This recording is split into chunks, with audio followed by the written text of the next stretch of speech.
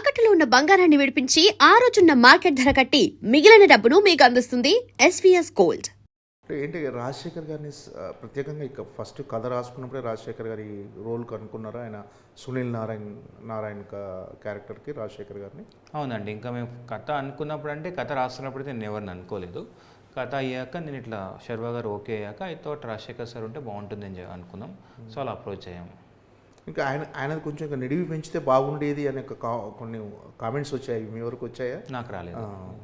ఏమొచ్చాయండి అంటే ఇంకా అతని లెంత్, రాజశేఖర్ గారి లెంత్ కొంచెం ఆయనకు బ్యాక్డ్రాప్ కానీ ఆయనకి ఇంకా ఆ స్టోరీ ఏదైతే ఫ్యామిలీ బ్యాక్డ్రాప్ స్టోరీ ఉందో, వైఫ్ నుంచి ఎలా విడిపోయారు ఇలాంటివి, అంటే స్టోరీ అది కాదు కదా. ఇప్పుడు అక్కడ రేసింగ్ లేకుండా ఉంటే definitely I could have explored that. ఇప్పుడు ఇదే రేసింగ్ లేకుండా మీరు ఫ్యామిలీ డ్రామాగా చెప్పుంటే definitely I could have explored. నా స్టోరీ అది కాదు, it's between father and son కాబట్టి ఏమో నా వరకు అయితే రాలేదు. మేబీ నేను చెక్ చేసుకుంటాను ఒకసారి అది కూడా. శర్వానంద్ గారిని ఈ కథ అనుకున్నప్పుడే శర్వా గారితో అనుకున్నారా? అంటే ఈ క్యారెక్టర్ కోసం ఒక 22 kgs ఆయన వెయిట్ లాస్ అవ్వటం, క్యారెక్టర్ కోసం ఆయన డెఫినెట్గా మేక్ ఓవర్ సపరేట్ శర్వా గారు 2.0 అని కూడా అంటున్నారు. అవును. సో ఏంటంటే శర్వా గారిని పర్టికులర్గా అనుకునే కథ రాసుకున్నారా? సో కథకు ఫిట్ అయిన తర్వాత, కథ రాసుకున్న తర్వాత శర్వా గారిని ఫిట్ కథ రాసుకున్నాక వెళ్ళానండి. కథ రాసుకున్నప్పుడైతే నేను జనరల్గా ఎవరిని అనుకుని రాయను, నేను స్టోరీనే ఫాలో అవుతా. తర్వాత నాకు శర్వా గారు అయితే బాగుంటారు అని ఇట్లా విక్కీ అన్న, వంశీ అన్న కూడా నాకు చెప్పడం, అండ్ నేను కూడా ఏమన్నా మంచి పర్ఫార్మెన్స్ డ్రివన్, బికాజ్ నాకు క్లైమాక్స్ సీన్లో పర్ఫార్మర్ కావాలి. అప్పుడు వెళ్ళి శర్వాన చెప్పినప్పుడు చాలా బాగుందని చెప్పి తను ఓకే నీకు ఏం కావాలి, నాకు ఈ ఫోటో కావాలన్నా ఇలా ఉండాలి రేసర్స్ అనగానే నేను చేస్తా అని చెప్పి దట్స్ హౌ ఇట్ స్టార్టెడ్. అంటే శర్వా గారు మన అల్లు అరవింద్ గారితో మాట్లాడుతూ అల్లు అర్జున్ నాకు ఇన్స్పిరేషన్. అవును చెప్పారు. నాకు కూడా చాలాసార్లు చెప్తుంటారు మాట్లాడినప్పుడు. అంటే మీరు కూడా చెప్పారా ఇలా, అంటే ఇలా తగ్గాలి, ఇలా అయితే నీ క్యారెక్టర్ ఫిట్ అవుతారు మీరు? అంటే నేను రెఫరెన్స్ ఏమీ లేదు, అంటే ఇలా ఒక్కరిలాగా అవ్వాలి అని నేను ఎప్పుడు ఏమీ చెప్పలేదు. బట్ నాకు ఇలా అవ్వాలన్న ఆయన ఇన్స్పిరేషన్గా తీసుకొని ఎవరికైనా ఇన్స్పిరేషన్ ఉండాలి కదా. సో ఇట్స్ కంప్లీట్లీ శర్వా గారి చాయిస్ అండి. అంటే ఎలా తగ్గాలి అని నేను చెప్పలేను, కానీ నాకు ఇలా కావాలి అని చెప్పా. నేను 15 kgs అనుకున్నా, బట్ అన్ననే లేదు నువ్వు అనుకున్న రోల్కి ఇంత తగ్గుతూనే వర్కౌట్ అవుతుందని ఇంకా దాన్ని ఎక్స్ట్రా హార్డ్ వర్క్ చేశారు. అంటే ఈ సినిమాలో మీరు అన్నట్టుగా ఎమోషన్, ఆ డ్రామా కంటే మీరు ఎక్కువ ఆ బ్యాక్ డ్రాప్ని, ఆ మెటోరైసింగ్ని ఎలివేట్ చేయడానికి వాటి మీదే ఎక్కువ కాన్సన్ట్రేషన్ చేసినట్టుగా అనిపించిందని కొన్ని రివ్యూస్లో కానీ కొంతమంది అన్నారు. సో మీరు దాన్ని అగ్రీ చేస్తారా? అంటే డెఫినెట్గా మీరు కొత్త నేపథ్యం తీసుకుంటున్నప్పుడు ఆ నేపథ్యమే డామినేట్ చేస్తుంది. అవునా? ఎమోషన్ కంటే ఎక్కువ మీరు కొత్తగా చూపించాలనే ప్రయత్నంలో, ఆ కొత్తగా చూపించాలనే ఆ మోటో రేసింగ్ మీదనే ఎక్కువ కాన్సన్ట్రేషన్ చేసినట్టుగా. అలా ఉంటే ఫ్యామిలీస్ రారు కదా థియేటర్కి అంటున్నా.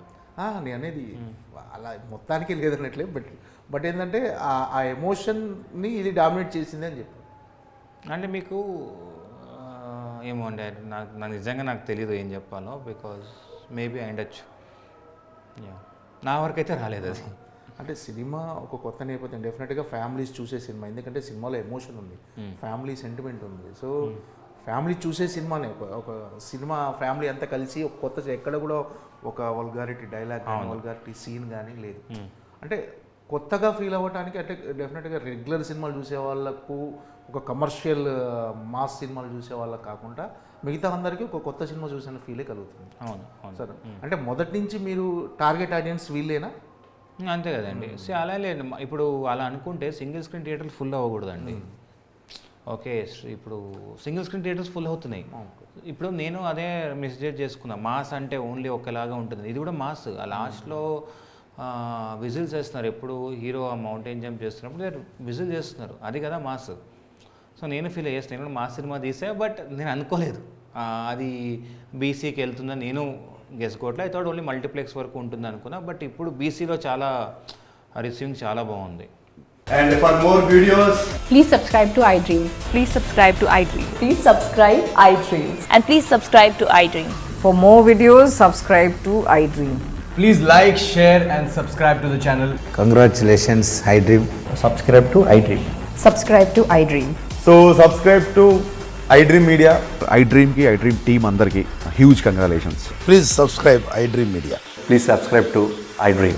Subscribe iDream. Please subscribe to iDream. I dream అంటే నా కళల ఛానల్ను సబ్స్క్రైబ్ చేసుకున్న నోరు తిరుగుతలేదు. మీరైతే గంట గుర్తు కొట్టండి. For more such videos, please subscribe to iDream.